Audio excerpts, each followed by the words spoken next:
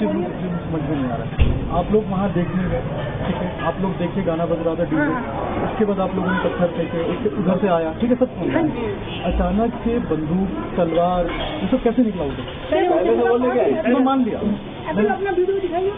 वो लोग लेके चल रहे थे, उनके पास हमारा पास भी वीडियो खींचा हुआ है। मुझे एक बात बताइए, वो प्रदर्शन में डंडे लेके चल रहे थे, रैली में लेके तलवार, हाँ ठीक है, मान लिया, हाँ, इधर से कैसे आए? लेकिन मुझे एक बात बताइए, ये भी कहा जा रहा है कि एक कॉलिंग ग्रुप बना था औरत लोग का, उसके बाद खबर गई थी फोन करके कि भाई आप लोग आइए यहाँ पे मदद कीजिए, सब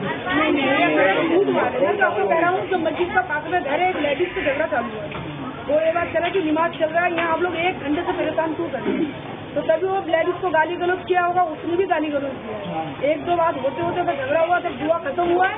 भाई सब लेडीज मिलकर हथियार लेके गया, जो जायज बात है। लेडीज अगर हथियार लेके गई तो उनको कैसे पता कि बंदूक कहाँ है, तलवार कहाँ है? किनको? लेडीज को कैसे पता था? बाद में 1-2 लोग वीडियो, बच्चे लोग लेके गए, बच्चे जवान लड़का छोटा मोटा कोई भाई अब इसमें भी कुछ लोग ऐसे होंगे जो सबका वजह वो अपना हथियार दिखा रहा, उनका पास भी तो बंदूक था।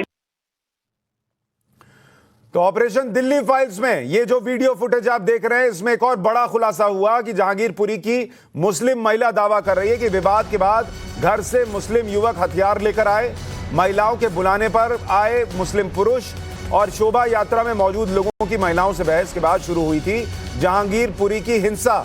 और वो ये भी कह रही है कि महिलाएं भी शुरू में हथियार लेकर आई, बच्चा वहां पर जो है वो भी हथियार लेकर आया और पुरुष भी हथियार लेकर आए, यानी सीधे उनको जानकारी दी गई कि यहां पर हंगामा हुआ। और उसके बाद जो घर घर में हथियार होने की बात थी, जो अभी युवक बता रहा था, वो ये महिला जो कहती है उससे मिलती है बात, उससे कोरिलेट करती है कि भाई घर घर से हथियार लेकर वहां पर जो पुरुष हैं वो पहुंच गए और उसके बाद हंगामा बढ़ता चला गया।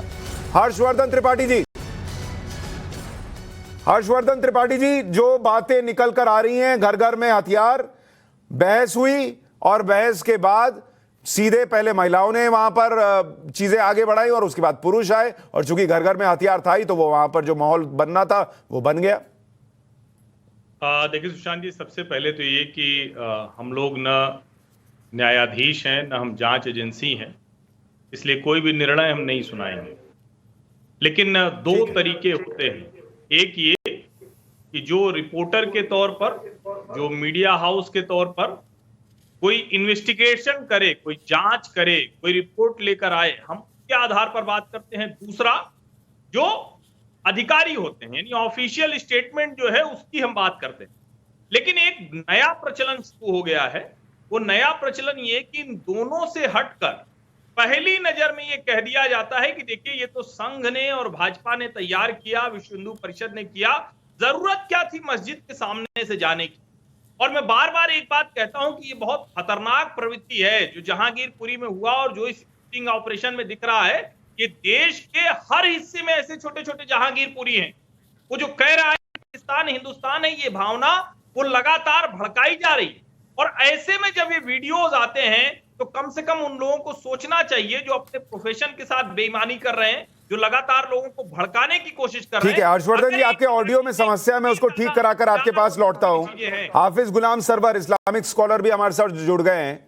हाफिज गुलाम सरवर साहब, वहां के स्थानीय लोग कह रहे हैं घर घर में हथियार है, घर घर में बंदूक है, और महिलाएं बता रही हैं कैसे क्या हुआ और कैसे फिर लोगों को बुलाया गया और हथियार भी लेकर लोग आ गए।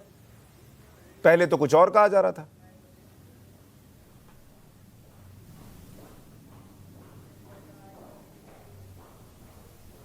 हाफिज गुलाम सरवर, आवाज आ रही है आपको?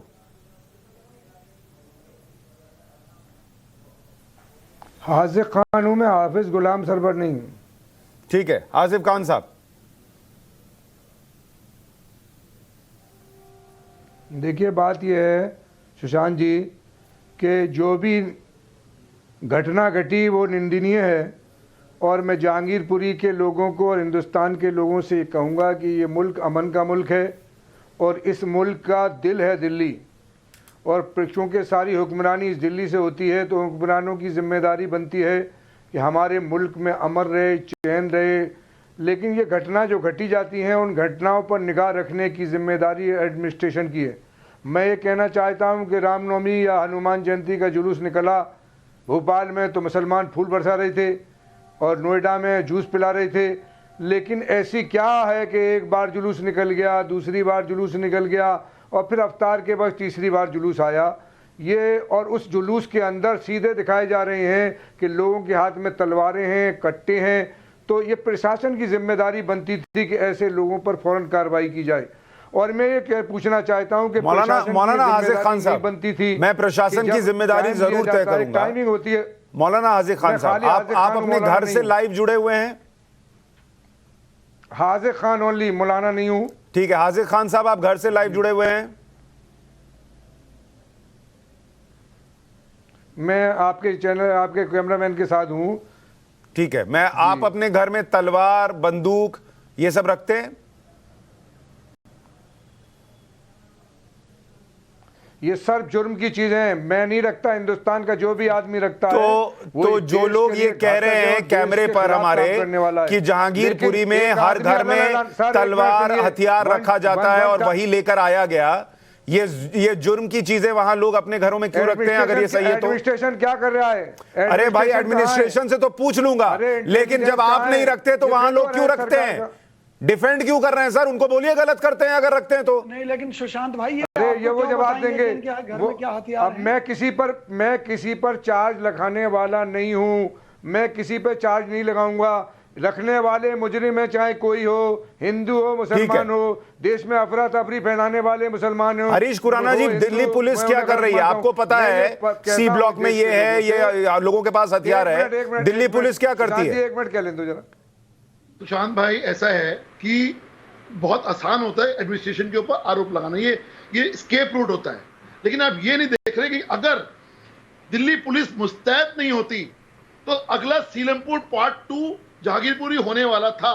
आप ये बात भी पक्की है, क्योंकि जिस प्रकार से वहां पे मेरा प्रश्न ये नहीं रची जा रही थी। मेरा प्रश्न आपसे ये नहीं, आप घुमा रहे हैं। आप मुझे ये बताइए, उस घर में आपका वर्जन है कि सी ब्लॉक में हर घर में हथियार है।